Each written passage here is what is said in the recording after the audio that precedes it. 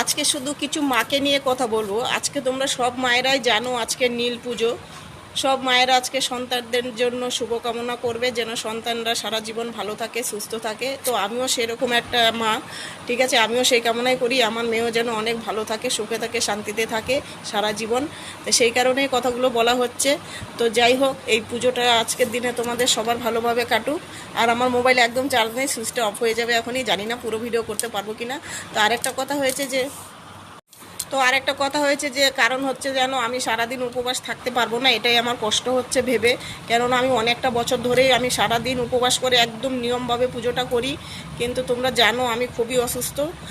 আমি তো একটা ক্যান্সারের পেশেন্ট, আমি সারাদিন থাকতে পারবো না। তাছাড়া আমার একটা মাথায় প্রবলেম হচ্ছে, সারাদিন শুধু মাথা ঘুরিয়ে ঘুরিয়ে পড়ে যাচ্ছি। অনেক ডাক্তার দেখানো হয়েছে, হসপিটালে সিটি স্ক্যান করা হয়েছে, কিছুই ধরা পড়ছে না। ডাক্তাররা দেখে বুঝে বলেছে যে আপনার ডিপ্রেশনের জন্য এরকম হচ্ছে, আপনি সাইকিয়াট্রিস্টের ডাক্তার দেখান। কিন্তু সেটাই আমি দেখাচ্ছি, এখন সেই ওষুধই খাচ্ছি।